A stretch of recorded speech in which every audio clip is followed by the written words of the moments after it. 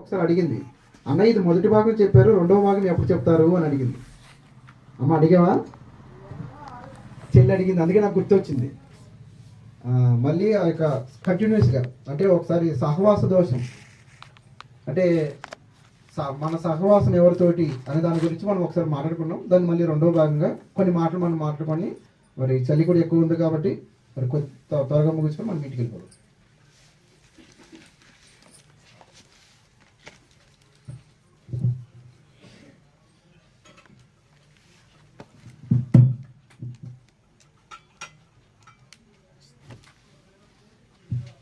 Okay, సహవాసం గురించి మనం మాట్లాడుకున్నప్పుడు ముందుగా మన సహవాసం ఎవరితోటి అని చివరిసరిగా మాట్లాడుకున్నాం.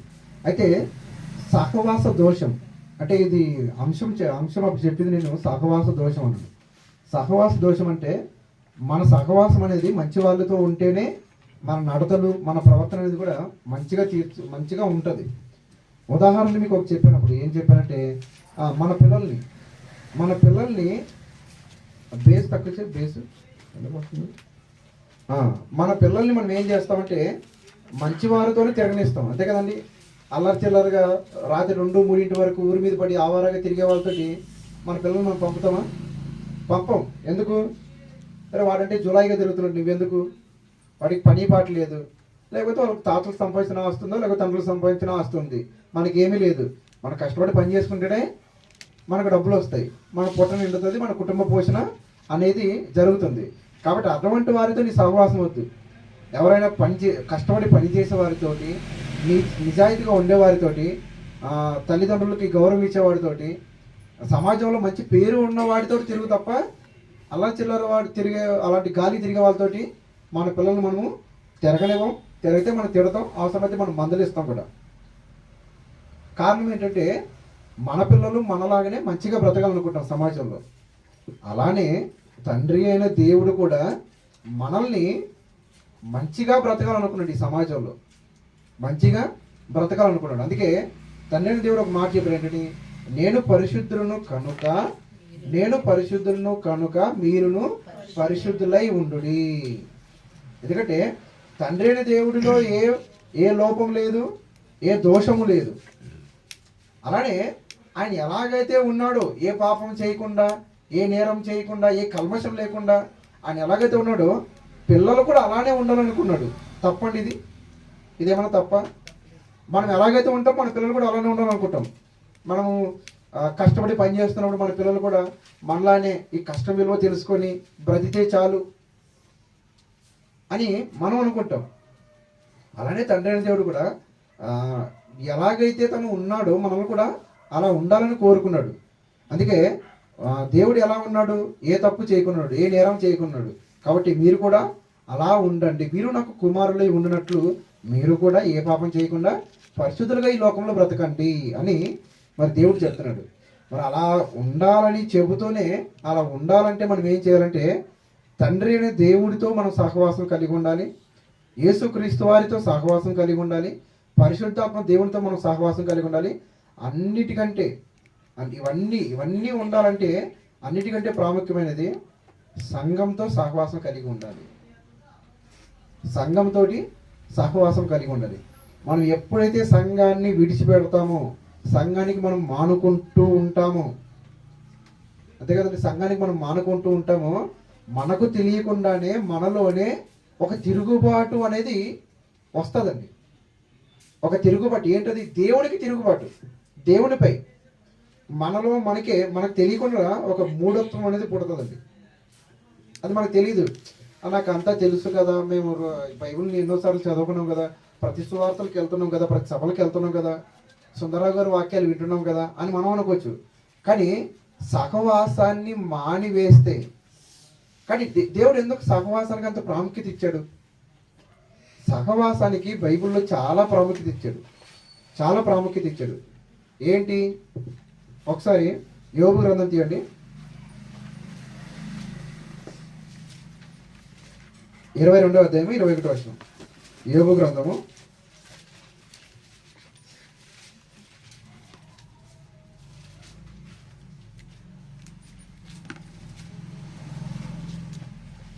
ఆయనతో సహవాసము చేసిన ఎడల ఆయనతో సహవాసము చేసిన ఎడల నీకు సమాధానము కలుగును. చూడండి, తండ్రి అయిన దేవుడితో సహవాసం మనకు ఉండాలి. మనం ఎప్పుడు కూడా మన కుటుంబంతో సహవాసం చేస్తాం, మన ఇరుగు పొరుగు వారితో సహవాసం చేస్తాం. మనకు ముక్కు ముఖం తెలియని ఎవడో వచ్చినా వాడితో కూడా మనం మాట్లాడిస్తుంటాం. మనం అన్ని పంచేసుకుంటూ ఉంటాం. మేమలాగా మాకు ఇంత ఉంది, మాకు అంత ఉంది, మాకు ఇన్ని ఎకరాల పొలం ఉంది, మాకు ఇంత ఆస్తుంది. వాడికి అవసరం లేదు అది, కానీ మనం చెప్పేస్తూ ఉంటాం, అంతా పంచుకుంటూ ఉంటాం. అంటే మనము ఏమీ అడగకపోయినా అన్నీ పంచుకునే మనము తండ్రి అయిన దేవుడితో మనం ఏమైనా పంచుకుంటున్నామా? అది అంటున్నాడు, మన సహవాసము దేవునితో ఏమంటున్నాడు, ఆయనతో. అంటే మన సహవాసం ఆయనతో చేసిన ఎడల నీకు సమాధానం అనేది దొరుకుతుంది అంటాడు. అంటే ఒకవేళ నీ కుటుంబంలో నీకు సమాధానం లేదేమో, నీకు మనశ్శాంతి లేదేమో, లేకపోతే నీలో నీకే మనశ్శాంతి లేదేమో, నువ్వేమన్నా ఇరుకులు ఇబ్బందులతో ఉన్నావో, లేకపోతే ఐహిక విచారాలతో ఉన్నావో, మనో దుఃఖంతో ఉన్నావో, ఏ బాధలతో ఉన్నావో, ఎలాగైనా ఉండండి. దీని అంతటికి కారణం ఏంటి తెలుసా? ఒకటే చెప్తున్నాడు, నాతో సహవాసం లేవు నువ్వు. అంటే దేవునితో సహవాసం మనం మానేస్తే ఏమొస్తుందంట? సమాధానం కాదు మనకు వచ్చేది, అసమాధానం. అంటే దానికి మించింది, దానికి ఆపోజిట్ అనమాట. సమాధానం ఉండదు, సంతోషం ఉండదు, ఎప్పుడు చూసినా ఇబ్బందులే, ఎప్పుడు చూసినా బాధలే, ఎప్పుడు చూసినా నెమ్మది ఉండదు ఈ కుటుంబంలో. కాబట్టి మీరు ఒకసారి గమనించండి, సంఘానికి వచ్చే కుటుంబాలను మీరు ఒకసారి పరిశీలించండి, సంఘానికి బయట ఉన్న కుటుంబాలను కూడా మీరు పరిశీలించండి. ఎప్పుడు ఏదో ఒక గొడవలు, ఎప్పుడు ఏదో ఒక ఇబ్బందులు, ఎప్పుడు ఏదో ఒక దాంట్లో మునిగిపోయి ఉంటారు వాళ్ళు. ఎప్పుడు ఏదో ఒక దాంట్లో మునిగిపోయి ఉంటారు. కారణం ఏంటో తెలుసా? వాళ్ళకి తెలియదు. వాళ్ళకి ఏం తెలియదు అంటే, దేవుడి దగ్గరకు వస్తే ఇవన్నీ క్లియర్ అవుతాయని తెలియదు. క్లియర్ అవుతామంటే ఏదో దేవుడు ఏదో స్వయంగా తీర్చేస్తారని కాదు. ఈ మానసిక ఒత్తిడి అనేది దేవుడి దగ్గర ఉండదండి. దేవుడి మాటలు విన్న తర్వాత, దేవుడి దగ్గరకు వచ్చిన తర్వాత, సంఘంలోకి వచ్చిన తర్వాత ఈ మానసిక ఒత్తిడి అనేది నీకు ఉండదు. ఎందుకంటే వాక్యం అనేది దీన్ని తేలిపోజేస్తుంది అనమాట. నీ మనసుని ఉప్పొంగ చేస్తుంది. నువ్వు ఆనందంలో ఉంటావు, ఆ సంతోషంలో ఉంటావు. దీని అంతటి కారణం ఏంటంటే, అచ్చా నా వెనకాల దేవుడే ఉన్నాడు, నాకు ఇంకేం తక్కువ అనే ఆ భావన నీకు వస్తుంది. నువ్వు ఎప్పుడైతే దేవుని దగ్గరికి రాలేదనుకోండి, చిన్న ప్రాబ్లం కూడా నీకు కొండంతలా కనబడుతుంది, చిన్న ప్రాబ్లం కూడా. అందుకే దేవుడి దగ్గరికి రానందుకే బాధలు, ఇబ్బందులు ఇవన్నీ కూడా ఒకదాని తర్వాత చుట్టుకుంటూ వెళ్ళిపోతుంది.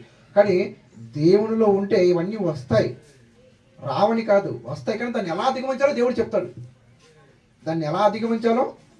చెప్తాడు. నీకు వచ్చే ఇబ్బందుల్ని, నీకు వచ్చే బాధల్ని, నీకు వచ్చే శోధనల్ని దీన్ని ఎలా అధిగమించాలో, దీన్ని ఎలా మనము జయించాలో దేవుడు స్పష్టంగా ఇప్పుడు ఎవరో ఒకరి ద్వారా ఏదో ఒక సేవకుడు చెప్తాడు, ఏదో ఒక సభల్లో చెప్తారు, లేకపోతే నువ్వే బైబిల్ చదువుకున్నప్పుడు నీకు అర్థమైపోద్ది.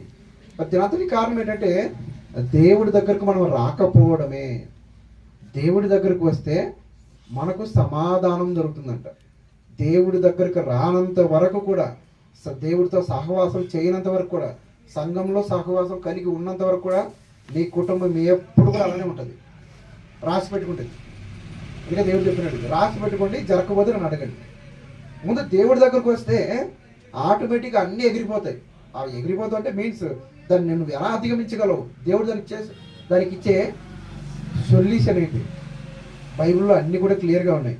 ప్రతి శోధనని ఎలా జయించాలో దేవుడు ముందుగానే రాసి ఉంచాడు.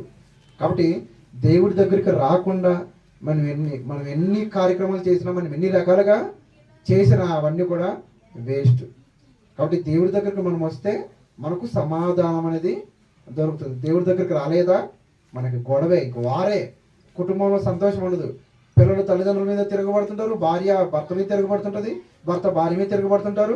ఇవన్నీ జరుగుతూనే ఉంటాయి, ఇవన్నీ ఎప్పుడు జరుగుతూనే ఉంటాయి. కారణం ఏంటంటే వీళ్ళకి తెలియట్లేదు ఏం జరిగింది, ఎక్కడ తప్పు జరిగింది.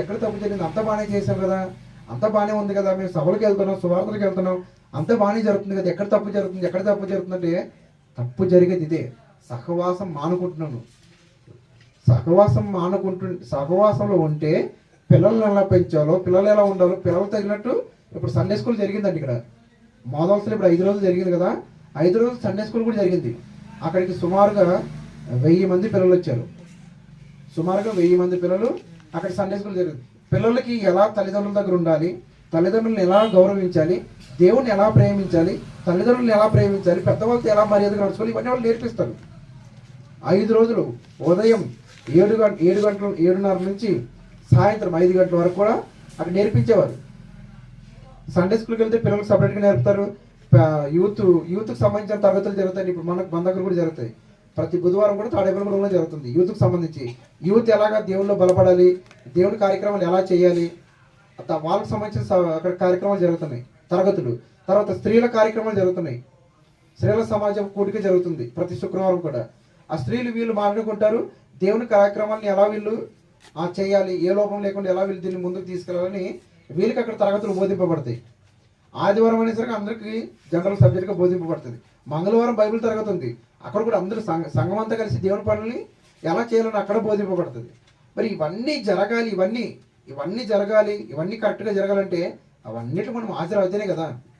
పిల్లల్ని సండే స్కూల్కి పంపించాలి, యూత్నైతే యూత్ క్లాసులకు పంపించాలి, మనమైతే బైబిల్ తరగతులకు వెళ్ళాలి, సువార్తలకు వెళ్ళాలి, సభలకు వెళ్ళాలి, మీటింగ్లకు వెళ్ళాలి.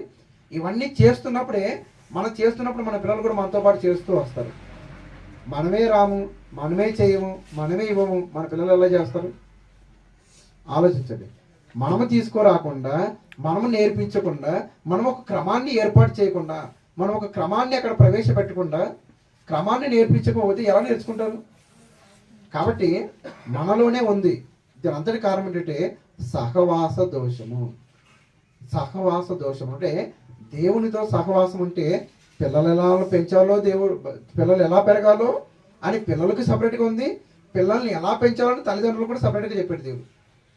పిల్లల గురించి సపరేట్గా ఉంది, తల్లిదండ్రుల గురించి సపరేట్గా ఉంది. అంటే బైబిల్లో ఇవన్నీ ఎప్పుడో దేవుడు ముందుగా రాయించండి. మరి ఇవి తెలియాలంటే ముందు రావాలి, పిల్లల్ని సండే స్కూల్కి పంపాలి, పెద్దవారైతే యూత్ క్లాసులకు పంపాలి, స్త్రీలు అయితే లేఖనాల పరిశోధనలకు వెళ్ళాలి. ఇలాగా కాబట్టి ఇవన్నీ మానకుండా జరుగుతూ ఉన్నప్పుడే నువ్వు దేవుళ్ళలో ఉంటావు. ఎప్పుడైతే మనం మిస్ అయిపోయామో మనకు తెలియకుండానే మనలోనే ఒక మూఢత్వం అనేది వస్తుంది. ఏమని, ఒక వారమే కదా మానేసాం, పోతే ఏమైంది, ఇప్పుడు ఏం జరిగింది, ఏమీ జరగలేదు కదా. ఒక 2 వారాలు మానేసాం, 3 వారాలు మానేసాం, తర్వాత రమ్మంటే కూడా రారండి. కొంతమంది సిగ్గుపడి రారు, కొంతమంది నామోషి వచ్చి రారు. ఇంకా తర్వాత దేవునికే దూరం అయిపోతారు. ఏమంటే మాకు లైవ్ వస్తుంది కదా అంటారు. ఏమనంటే మాకు సెల్లే ప్రపంచం, సెల్లుతోనే మా ఆరాధన మొబైల్తోనే ఆరాధన, దేవుడితో లేదు, దేవుని పిల్లలతో లేదు. అంతే కదండి. 10,000 మంది వస్తే దేవుని పిల్లలు 10,000 మంది వస్తే వాళ్ళతో నువ్వు కలుసుకోవా, వాళ్ళతో నువ్వు మాట్లాడవా, వాళ్ళు నువ్వు పలకరించి వాళ్ళతో నువ్వు సహవాసం కలిగి ఉండవా? ఏంటి, భూమి మీద కలిసి ఉన్న నీవు పరలోకంలో వాళ్ళతో కలిసి ఉంటావా? అది దేవుణ్ణి నమ్మాలా? ఇది ఎక్కడ మాట అండి? ఏంటి, భూమి మీద మనమే ఈ పిల్లలతోటి దేవుని పిల్లలు, మరి వాళ్ళకి లేవు పనులు, వాళ్ళకి లేవు ఇబ్బందులు, నాకు లేవు. ఇప్పుడు నేను చెప్పుకుని నా బాధ ఏంటో, ఇప్పుడు 1వ తారీఖు వస్తే నేను సుమారుగా 15,000 నుంచి 20,000 వరకు నేను కట్టుకోవాలి ఈఎంఐ. లేవు, పనులకు వెళ్ళలేదు, ఎక్కడి నుంచి చెప్తావు డబ్బులు? నా బాధ ఎవరితో చెప్పుకోను. మరి అలా అని చెప్పి ఆ 10 రోజులు వెళ్ళకుండా ఉంటే పనులకు వెళ్ళిపోతే హ్యాపీగా డబ్బులు వస్తాయి కదా, కట్టేసుకోవచ్చు కదా. నేను ఈఎంఐలు ఇవన్నీ ఉన్నాయి. ఎవరికి లేవండి బాధలు, ఎవరికి లేవు. దేవుడి దగ్గర మనం కారణం చెప్తామా? లేవు కదా, దొరికేస్తాం మనం. దేవుడి దగ్గర పలానా చెప్తే దొరికేస్తాం. కాబట్టి అందరికీ ఉన్నాయి ఇబ్బందులు, అందరికీ ఉన్నాయి బాధలు. ఎవరికి మోకాలు నొప్పులు లేవు, ఎవరికి నడుము నొప్పి లేదు, ఎవరికి బాధలు లేవండి, ఎవరికి లేదండి బాధలు. అందరికీ ఉన్నాయి. ఎవరి బాధలు వాళ్ళకు ఉన్నాయి, ఎవరి ఇబ్బందులు వాళ్ళకు ఉన్నాయి. అయినా కూడా నష్టం అనుకోనో కష్టం అనుకోనో అలా వెళ్ళి కూర్చొని చక్కగా దేవుని మాటలు నేర్చుకుని అందరితో సహవాసం కలిగి ఉండి నేర్చుకొని ఈరోజు మేము వచ్చాం. మరి అలాంటి కొన్ని ఏమి వెళ్తావులే, చలి ఎక్కువ ఉంటుంది, జ్వరాలు వస్తాయేమో, కాళ్ళ నొప్పులు, మోకాళ్ళ నొప్పులు, అద్దూరు మనం వెళ్ళలేము, ఎందుకు ఈ బాధలు, ఎందుకు ఇవన్నీ? ఎందుకంటే హ్యాపీగా దుప్పటి కప్పుని మేము పడుకోవచ్చు ఇంటి దగ్గర. ఎందుకు అంత దూరం వెళ్ళడం? అయ్యో, దేవుని పిల్లలు రాష్ట్ర నలుమూలల నుంచి వస్తున్నారు, దేశ విదేశాల నుంచి కూడా వస్తున్నారు. కువైట్ నుంచి వచ్చారు, దుబాయ్ నుంచి వచ్చారు, ఢిల్లీ నుంచి వచ్చారు. అంత దూరం నుంచి దేవుని పిల్లలు వస్తుంటే, అంత దూరం నుంచి దేవుని పిల్లలు వచ్చి అక్కడ దేవుని మాటలు వినడానికి వస్తుంటే, 200 కిలోమీటర్ల దూరంలో ఉన్న మనం వెళ్ళలేదంటే దేవుడు ఇవన్నీ లెక్క అడగడా? అంటే మనమేమనుకోవడం తెలుసు, అప్పుడు ఏమవుతుంది అంటే మనలో మనమే చెప్పుకుంటాం దేవుని సమాధానం.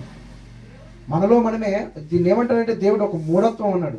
అంటే మనలో మనకు తెలియకుండా ఒక దేవునికి తిరుగుబాటు చేసే స్వభావం అనేది మనకు తెలియకుండా మనలో వస్తుంది. అది తెలియట్లేదు, అది గమనించుకోవడం లేదు ఎవరు కూడా. ఒక ఆదివారం ఆరాధన మానేసిన వెంటనే ఏమనుకుంటారండి, ఈరోజు నేను మిస్ అయిపోయానని బాధపడాలి. కానీ బాధపడకుండా మనం ఏం చేస్తాం తెలుసా, ఏముందులే ఏ ముందులే అనే దాంట్లోనే ఉంది అసలు. అది ఏ ముందులే అనే దాంట్లోనే ఉంది అసలు. అంటే నువ్వు ఒక వారం మానేస్తావు అనుకోండి, తర్వాత వారం మానేస్తావు, తర్వాత టోటల్గా దేవునికి నీ జీవితం దూరం, టోటల్గా దేవునికి దూరం. దేవుని దూరం అయిపోయిన తర్వాత అయ్యో నా పిల్లలు ఏంటి ఇలా అయిపోయారు, నా భార్య ఏంటి ఇలా అయిపోయింది, నేనేంటి ఇలా అయిపోయాను, నాకేంటి అప్పులు ఇలా ఉన్నాయి, నాకేంటి బాధలు ఉన్నాయి, ఎవరు చెప్పుకుంటావు? దేవుడి దగ్గరకు వస్తే దేవుడి దగ్గర చెప్పుకోవచ్చు, దేవుని దగ్గర బాధపడవచ్చు, దేవుని నీ మొర వింటాడేమో. సంఘంతో కలవు, సంఘంతో ఉండవు, దేవుని పిల్లలతో కలవు. అప్పుడు దేవుడిని మాట వినాలంటే ఎలా వింటాడు, నీ మొర వినాలంటే ఎలా వింటాడు, నీ బాధలు తీర్చాలంటే ఎలా తీరుస్తాడు? అందుకే దేవుని పిల్లలు ఎక్కడ ఉంటే మనం అక్కడ ఉండాలి, దేవుని పిల్లలు ఎక్కడుంటే మనం అక్కడ ఉండాలి, దేవుని కార్యక్రమాలు ఎక్కడ జరిగితే మనం అక్కడికి వెళ్ళాలి. అంతేకాకుండా దేవుని పిల్లలందరూ ఒక దగ్గరికి వెళ్తున్నాను అనుకోండి, నేను నాది ఈ రూట్ అని చెప్పి నువ్వు సపరేట్ అయిపోయావు అనుకోండి, దేవుని అందరూ స్వార్థకి వెళ్తున్నారు, నేను ఇటు వెళ్తున్నాను అనుకోండి, నేను ఊరి మీద పడి తిరగడానికి వెళ్తున్నాను, లేకపోతే మా ఇంట్లో బంధువులది పెళ్ళి ఉంది, మా ఇంట్లో ఫంక్షన్ ఉంది, మా పంచభోజనాలు పెడుతున్నారు అని మనం వెళ్ళాం అనుకోండి, మనకు బాగానే ఉంటుంది. దేవునికి మనం ఇచ్చే సమాధానం ఏంటి? ఈ కారణాలన్నీ దేవునికి మనం చెప్తామా? ఆయన వింటాడు అసలుకి? ఇవన్నీ వింటాడా? వెండండి అసలుకి వెండు. కాబట్టి సహవాసాన్ని మానుకొనకూడదు. సహవాసానికి ఎంత ప్రాముఖ్యత దేవుడు ఇచ్చాడనేది ఈ మనిషి అర్థం చేసుకోలేకపోతున్నాడు. సంఘ సహవాసం అనేది చాలా ప్రాముఖ్యమైనది. ఎట్టి పరిస్థితుల్లో కూడా ఎప్పుడు మానుకోకూడదు. సంఘంలో చిన్నపాటి మనస్పర్ధలు ఉండొచ్చు, వ్యక్తుల మధ్య ఉండొచ్చు, సహోదరుల మధ్య చిన్న చిన్న పాటలు అప్పుడప్పుడు వస్తుంటాయి. మాట పెరగవచ్చు, మాట ఏదైనా పొరపాటున ఏదైనా జరగవచ్చు. ఇవన్నీ జరుగుతుంటాయి, ఇవన్నీ మళ్ళీ కలిసిపోతుంటాం. అంతే కదండి. మన ఇంట్లో జరగడం లేదు మనకు, మన ఇంట్లో బోళ్ళు జరుగుతాయి కానీ మనం చెప్పుకోము. మన ఇంట్లో బోళ్ళు జరుగుతాయి, ఎవరైనా చెప్పుకుంటారా? చెప్పుకోరు. కానీ సంఘంలో సహోదరుడు ఏదో చిన్న మాటలు అనుకోండి, దాన్ని చాటవారతం అంతా చేస్తాం. కారణం ఏంటి తెలుసా? మన ఇంట్లోదైతే గుట్టు, బయట వాళ్ళదైతే అది అలా ఉంటుంది అనమాట. అంటే సంఘంలోకి వచ్చిన తర్వాత అందరూ కూడా వివిధ రకాలైన మనస్తత్వాలు కలిగిన వాళ్ళు ఉంటారు. అందరిని మనం ప్రేమించాలి, అందరితో మనం కలిసి ఉండాలి, వాళ్ళందరితో మనం కలిసి దేవుని పనిలో ముందుకెళ్ళాలి. అలా అండి. మరి సహవాసాన్ని మానుకుంటే మరి ఇది కూడా పాపంతోనే సమానం. అందుకే కొరింథీయులకు రాసిన మొదటి పత్రిక చెప్పమ్మా. కొరింథీయులకు రాసిన మొదటి పత్రిక 1వ అధ్యాయం 9వ వచనం.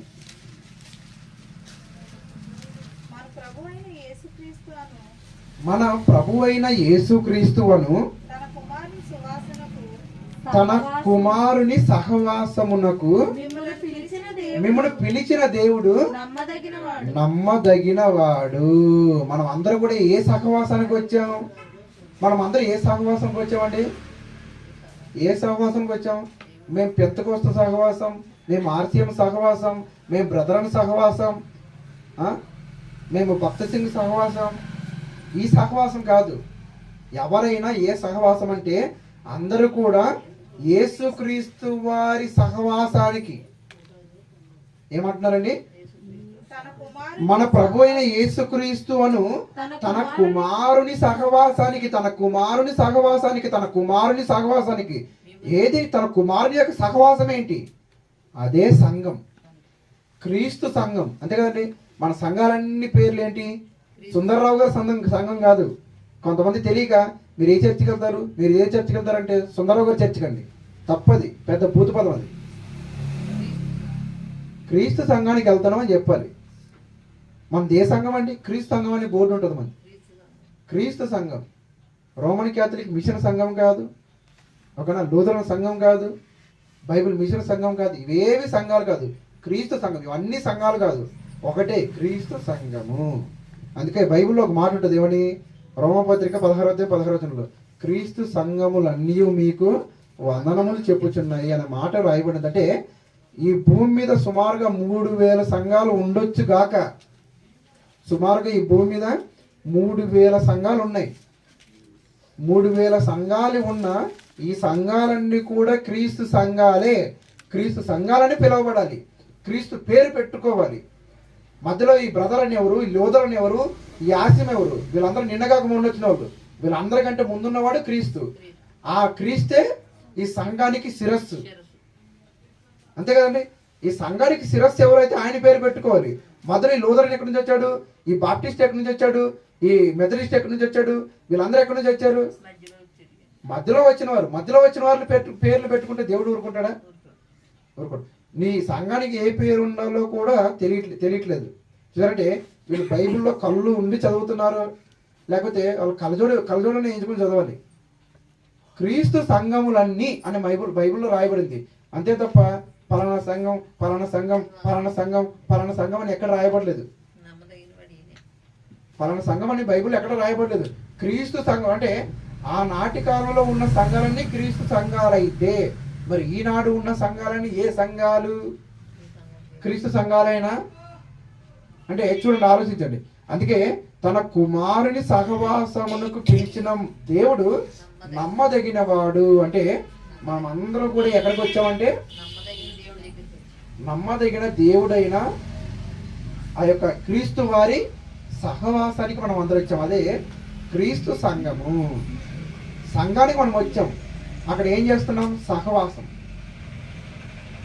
క్రీస్తుతో సహవాసం, దేవుని పిల్లలతో సహవాసం, దేవుని కుటుంబంతో సహవాసం.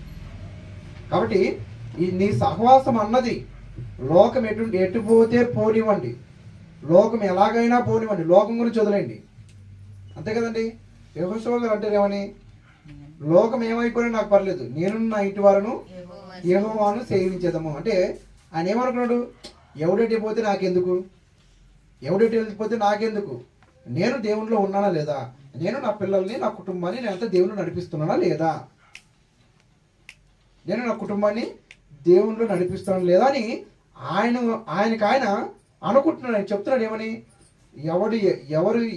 ఎవరిని సేవించుతారో సేవించుకోండి, అంటే మీరు ఎటు వెళ్ళిపోతారో వెళ్ళిపోండి, మీ ఇష్టం అది. కానీ నేను మాత్రం నేనైతే అంటున్నాడు, నేనును నా కుటుంబం వారును యెహోవాను సేవించదు. దేవుని సేవిస్తాం, ఆ దేవుని సంఘానికి వెళ్తాం, దేవునితో కలిసి ఉంటాం, దేవుని పిల్లలతో మేము కలిసి ఉంటాం. చూసారంటే అలా మనం ఉండాలి. అందుకే దేవుడు మనల్ని ఎక్కడికి పిలిచారంటే ఈ పాప పంకిలమైన లోకముల నుంచి మనల్ని తన కుమారుని సహవాసంలోనికి పవిత్రపరిచి క్రీస్తు రక్తం చేత మనల్ని శుద్ధులుగా చేసి ఆ బాప్తిస్మ అనే కార్యక్రమం ద్వారా మనం పవిత్రపరిచి సంఘంలోకి పిలుచుకున్నాడు. ఆ సహవాసాన్ని మనం పిలుచుకున్నాడు. ఇక్కడికి వచ్చిన తర్వాత మనము అమ్మయ్య ఇప్పుడు మనశ్శాంతిగా ఉంది అని మనం అనుకున్నాం. వచ్చిన తర్వాత అంతే కదండి. ఈ బాధలు, ఈ ఇబ్బందులు, ఈ ఇరుకులు ఇవన్నీ వదిలేసి ప్రశాంతమైన వాతావరణంలో మనం వచ్చాం. చక్కగా దేవుని మాటలు వింటాం, దేవుని కార్యక్రమాలకు వెళ్తున్నాం, సువార్తలకు వెళ్తున్నాం, సభలకు వెళ్తున్నాం. ఇలా చక్కగా జరుగుతున్నాయి. ఇలా చక్కగా జరుగుతున్నప్పుడు ఎవరు ఏదో అన్నారని లేకపోతే ఏదో జరిగిందని మనం దేవుని సహవాసాన్ని మానుకుంటే, అందుకే కొత్త నిబంధనలో ఒక మాట రాయబడింది ఏమని? హెబ్రీ 10:31 ఏముంది? కొందరు మానుకొనుచున్నట్టుగా సంఘానికి మానుకోవద్దండి అని చెప్తున్నాడు. 10:24 హెబ్రీలకు రాసిన పత్రిక అపోస్తలుడైన పౌలు గారు హెబ్రీలకు పత్రిక రాస్తూ 10వ అధ్యాయము 24వ వచనంలో ఈ మాట రాయబడింది ఏమని? కొందరు మానుకొనుచున్నట్టుగా సమాజముగా కూడుకొనుట మానక అంటున్నాడు. చూడంటే ఎవరు ఎలా పోయినా మనకు సంబంధం లేదు, కానీ మనం మాత్రం సంఘంగా కూడుకోవాలి, సమాజంగా కూడుకోవాలి, దేవుని మాటలు వినడానికి వెళ్ళాలి. ఎప్పుడు మానకూడదు, ఎప్పుడు కూడా మానుకోకూడదు. అది అయితే అనారోగ్యమై ఉండాలి, లేకపోతే నీ ఏమైనా ఇబ్బంది ప్రాణాల మీదకనే వచ్చి ఉండాలి. అటువంటి విషయాల్లో తప్ప ఎప్పుడు దేవుని సహవాసాన్ని మనం మానుకోకూడదు, ఎప్పుడు మానుకోకూడదు. అదే చెప్తున్నాడు. కొందరు మానుకొనుచున్నట్టుగా అంటే ఆ మాట ఎందుకు రాయబడిందంటే ఆల్రెడీ కొంతమంది మానేస్తున్నారు.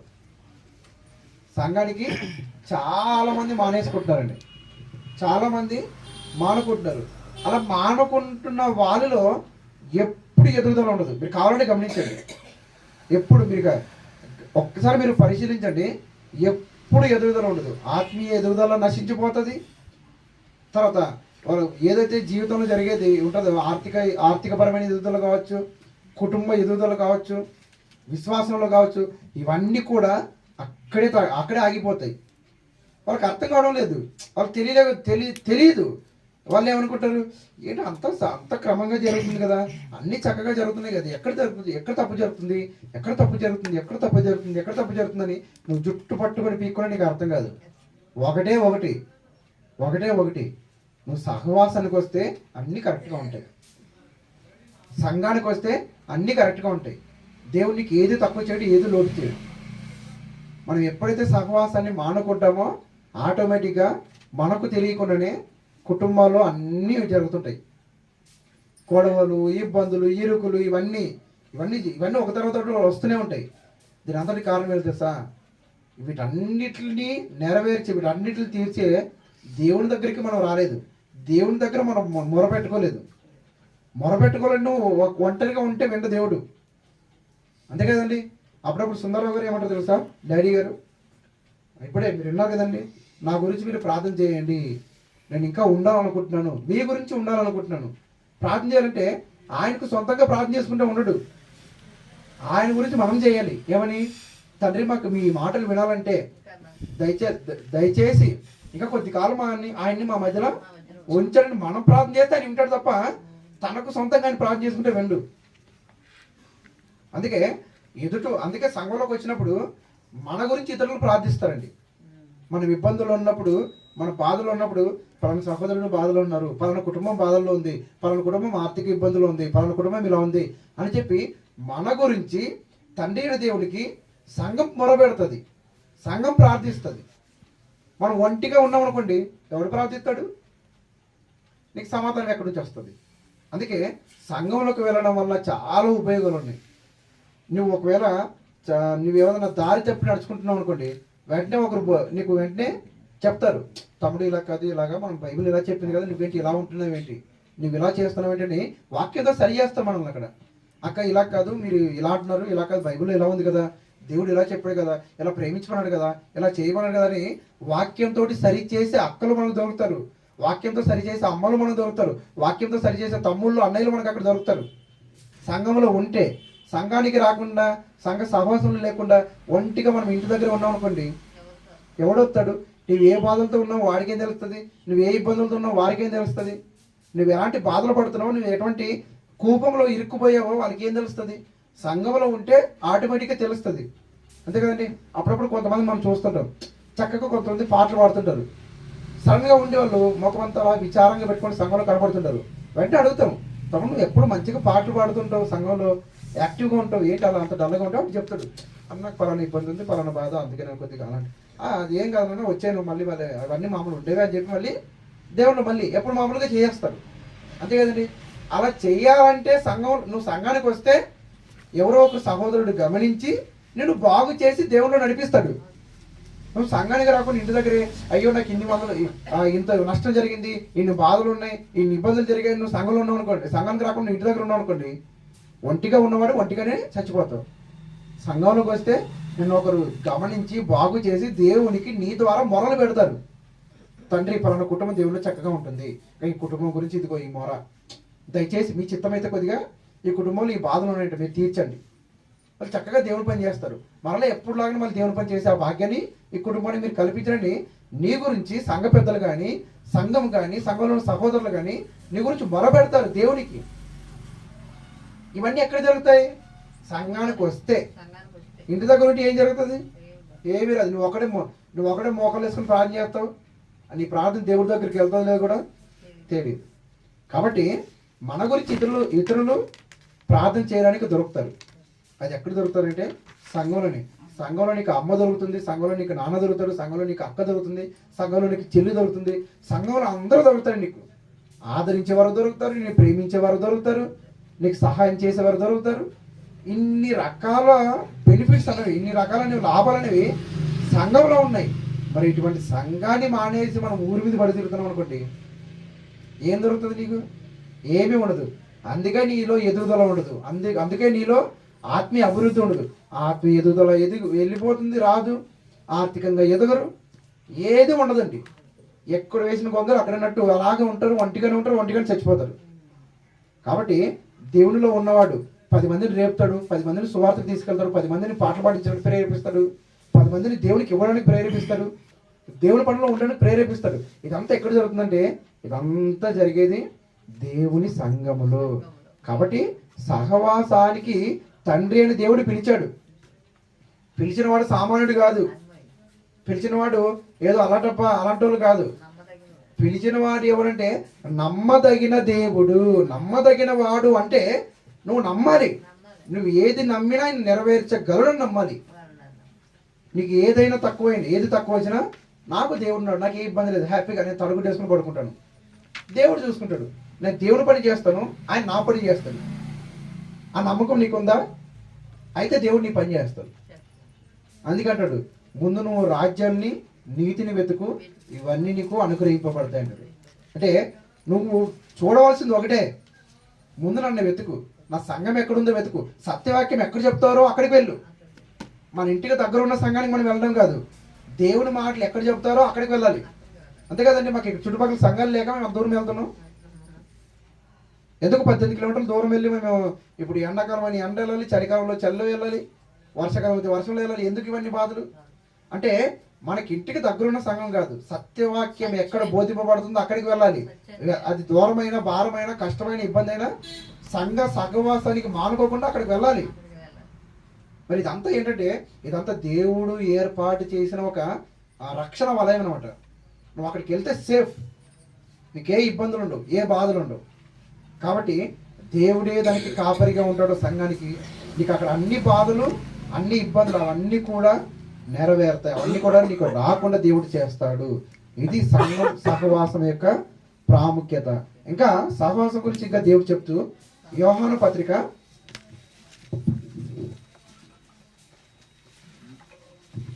1:3 మాతో కూడా మీకును సహవాసము కలుగునట్లు మేము చూచిన దానిని విన్న దానిని మీకును తెలియజేయుచున్నాము. మన సహవాసం అయితే తండ్రితో కూడాను ఆయన కుమారుడైన యేసుక్రీస్తుతో కూడాను ఉన్నది. మన సంతోషం పరిపూర్ణమవుటకై మేము ఈ సంగతులను వ్రాయుచున్నాము. ఇక్కడ ఏం చెప్తున్నానంటే మన సహవాసం అయితే లోకం ఎలా పోతే పోనివ్వండి అంటున్నాడు. ఏమని? మన సహవాసం అయితే చదవమ్మ ఒకసారి, నిన్నే చదువుతాను ఒకసారి. మాతో కూడా మీకును సహవాసం కలుగునట్లు మేము చూసిన దానిని వినిన దానిని మీకు తెలియజేస్తున్నాము. మన సహవాసం అయితే తండ్రితో కూడాను ఆయన కుమారుడైన యేసుక్రీస్తుతో కూడాను ఉన్నది. అంటే లోకం ఎటుపోతే పోనివ్వండి, లోకం ఎలా ఉంటే ఉండనివ్వండి, కానీ మనమైతే అంటున్నాడు, మనమైతే మన సహవాసం అయితే తండ్రితో కూడాను ఆయన కుమారుడని యేసుక్రీస్తుతో కూడాను. ఇవన్నీ తండ్రి ఎక్కడున్నాడు, కుమారుడు ఎక్కడున్నాడు? మన ఇంట్లో లేడు, లేదా ఫోన్లో లేడు, సంఘంలో ఉన్నాడు. సంఘం ఎక్కడుంటే అక్కడ ఉంటాడు దేవుడు. ఆ సంఘంలో ఉన్న దేవుని దగ్గరికి మనం వెళ్ళాలి. ఆ సంఘంలో ఉన్న దేవునితో మన యొక్క సహవాసం కలిగి ఉండాలి. కాబట్టి దేవునితో మన సహవాసం. లోకం ఎలా పోతే పోనివ్వండి. లోకం ఎప్పుడు కూడా తన వారినే ప్రేమిస్తుంది, తన వారినే స్నేహిస్తుంది, వాళ్ళలాగా ఉండాలనుకుంటుంది, వాళ్ళు తిరిగితే తిరగాలనుకుంటుంది, వాళ్ళు తింటే తినాలనుకుంటుంది. అంతే కదండి. లోకం ఎప్పుడు కూడా తమ వారు ఎలాగైతే ఉంటారో ఎదుటి వారిని కూడా అలానే ఉండాలనుకుంటారు. కానీ దేవుడిది ఎలా అనుకుంటారు తెలుసా? దేవుడు ఎలా అనుకుంటాడంటే నాతో సహవాసం కలిగి ఉండాలి అంటున్నాడు. దేవునితో సహవాసం, దేవుని పిల్లలతో సహవాసం. ఇంకా ఆనందం అసలు వర్ణించలేను. ఆనందం అంత ఇంత కాదు, దాన్ని మన మాటల్లో చెప్పుకోలేము. అంతే కదండి. మన సెమినార్ జరిగినప్పుడు ఎంత ఆనందం అంటే 5 రోజులు ఎలా గడిచిపోయి కూడా మాకు తెలియలేదండి. 5 రోజులు అప్పుడే అయిపోయింది అనిపించింది. నిజంగా చెప్తున్నామంటే 5వ రోజు సాయంత్రం అయ్యేసరికి ఒక రకమైన గుండెలో బరువు అనమాట. అప్పుడే వెళ్ళిపోవాలా, కనీసం ఇంకొక 2 రోజులు కూడా ఉండడానికి లేదేంటి, అప్పుడే వెళ్ళిపోవాలా. అందరూ అలాగే మేము ఆఫీస్ రూమ్ దగ్గర ఉన్నామంటే గేట్ దగ్గర ఉన్నాను నేను. ఒకరి తర్వాత ఒకరు అలా బ్యాగులు పట్టుకుని వెళ్ళిపోతుంటే ఆ బాధ అనమాట. అందరు వెళ్ళిపోతున్నారు, అప్పుడే వెళ్ళిపోతున్నారు ఏంటి, అప్పుడే అయిపోయింది సెమినార్. నిజంగా ఎప్పుడు అయిపోయిందో ఎప్పుడు జరిగిందో కూడా తెలియట్లేదు. అంటే అంత స్పీడ్గా అయిపోయింది. అంటే దేవుని పిల్లలతో మనకి ఇష్టమైన వారితో మనం గడిపితే ఎప్పుడు ఎన్ని రోజులు గడిపామో తెలియదు, ఎంత కాలం గడుపుతున్నామో తెలియదు, ఎప్పుడు తింటున్నామో తెలియదు, ఎప్పుడు పడుకుంటామో మాకే తెలియట్లేదు. అంటే ఆ ఆనందం అనేది దేవుని పిల్లలతో అలా ఉంటుంది. దీన్ని మాటతో చెప్తే అర్థం కాదు. ఒకసారి మీరు కూడా అనుభవిస్తేనే మీకు అర్థం అవుతుంది. ఒకసారి మీరు దేవుని పిల్లలతో రండి, సహవాసం కలిగి ఉండండి, ఆనందాన్ని మీరు అనుభవించండి. ఆనందం ఎలా ఉంటుంది మీరు అనుభవించండి. అప్పుడు కానీ మనకు అర్థం కాదు ఈ సహవాసం అంటే ఎలా ఉంటుంది అనేది. మీలో కొంతమంది తెలుసు, మన సువార్త సభలు జరుగుతాయి. మూడు గ్రామాల సువార్త జరిగినప్పుడు ఆనందం ఎలా ఉంటుంది. అందరూ కలిసి ఒకే చోట తలా ఒక పని చేసుకుంటూ, ఒక్కొక్కరు ఒక పని చేసుకుంటూ, తమకు వచ్చిన పనిని వాళ్ళు చేస్తూ ఉంటే, వాళ్ళతో సరదాగా మాట్లాడుకుంటూ ఉంటే అలా అయిపోతుంది అంతే సమయం. ఆ సంతోషం ఒకరినొకరు అన్న అనుకుంటూ మాట్లాడుకుంటూ, ఒకరినొకరు చెల్లిని మాట్లాడుకుంటూ అలాగలాగలా సరదాగా దేవుని పని అయిపోద్ది. ఆ సంతోషం అన్నమాట. దేవుని పిల్లలతో ఉంటే ఆ ఆనందమే వేరు, ఆ సంతోషమే వేరు. కానీ మనం ఈ ఆనందాలను వదులుకొని లోక సంతోషాలను కోరుకొని, బంధువులు అనుకొని, లోకం అనుకొని, పనులు అనుకొని, జాబులు అనుకొని, ఉద్యోగాలు అనుకొని వీటి గురించి మనం తిరుగుతున్నాం. దేవుణ్ణి కాదనుకొని మనం ఏం చేసినా అదేది మనకు నిలబడదు, స్థిరం కాదు. అది ఏదో ఒక రోజు దేవుడు తీసేస్తాడు. ఎందుకంటే దేవుడు ఇచ్చింది, దేవుడు ఎందుకు ఇచ్చాడంటే ఏదో కాయ కష్టం చేసుకుని బ్రతకరా, నా కోసం బ్రతకాలంటే నీకు కనీసం ఎంతో కొంత జీవనోపాధి ఉండాలి కదని ఏదో చిన్నగా ఏదో ఇచ్చేయండి నీకు అంతే. అంతే కదండి. లూకాసు వార్తలో ఒక ఉపమానం చెప్తారు. ఏమని, దేవుడి దగ్గరికి రమ్మని ఒక నలుగురు పిలుస్తాడు. ఒకడేమో నెపములు చెప్తారు. ఏమని, ఒకడేమో నాకు కొత్తగా పెళ్ళయింది అంటాడు. నాకు కొత్తగా పెళ్ళైంది, నేను దేవుని దగ్గరికి సహవాసానికి నేను రానంటాడు. ఏంటి, దేవుని రాజ్యంలో విందు నీకు సిద్ధపడి ఉంది. ఏమని, రొట్టె ద్రాక్షరసం నీకు దేవుని రాజ్యంలో అక్కడ అంటే సంఘంలో నీకు ప్రతి ఆదివారం బల్లారాధన కార్యక్రమం జరుగుతుంది, వాక్యపఠనం జరుగుతుంది, వాక్యం జరుగుతుంది. ఇవన్నీ దేవుని సంఘంలో జరుగుతుంటే దేవుడి దగ్గరికి రాకుండా వీళ్ళు చెప్పే నెపాలు ఏంటంట, నేను కొత్తగా పెళ్లి చేసుకున్నానంట. ఆ కొత్త పిల్లాన్ని ఇచ్చిందే దేవుడు.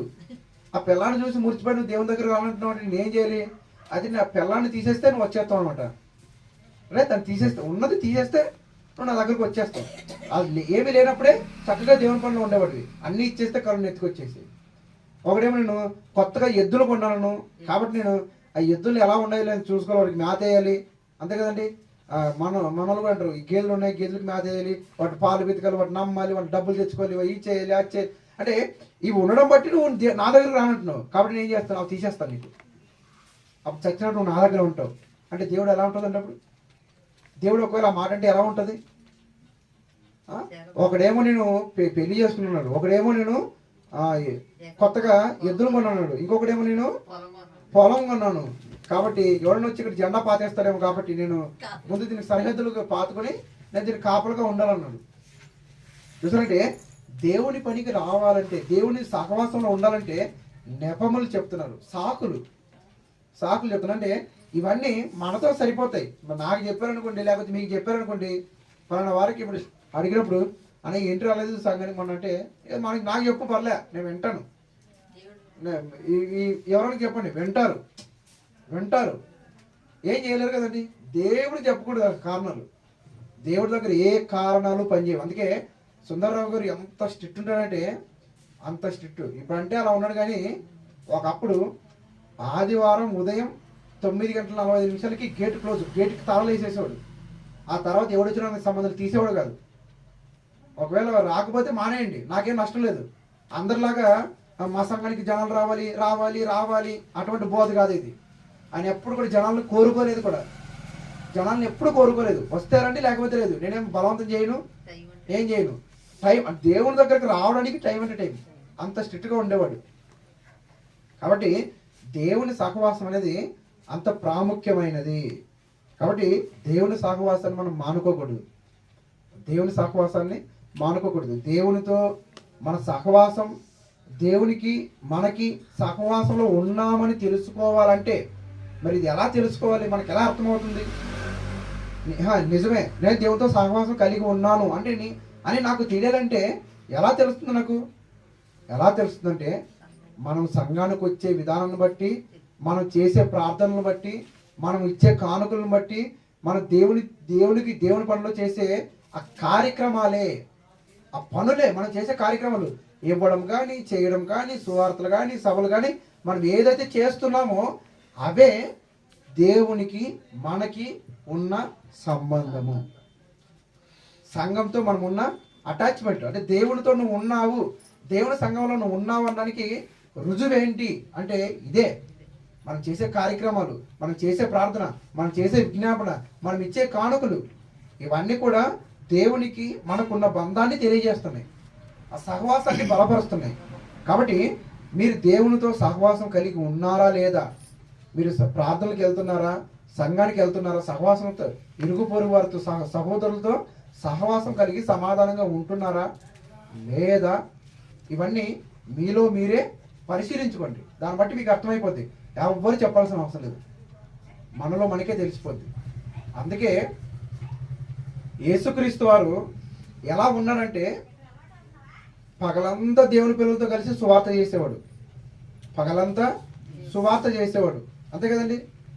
పగలంతా సభలకు వెళ్ళేవాడు, లేకపోతే బహిరంగ సభల్లో మాట్లాడేవాడు, ఆ కొండ మీద ప్రసంగం అంటాడు, ఆ గల్లీ ప్రాంతంలో ప్రసంగం అంటాడు, అక్కడెక్కడో యెరూషలేములో ప్రసంగం అంటాడు, ఎక్కడికో వెళ్తాడు, సముద్రంలో ప్రయాణం చేస్తాడు, పగలంతా ప్రయాణం చేసి వాకింగ్ చెప్తాడు.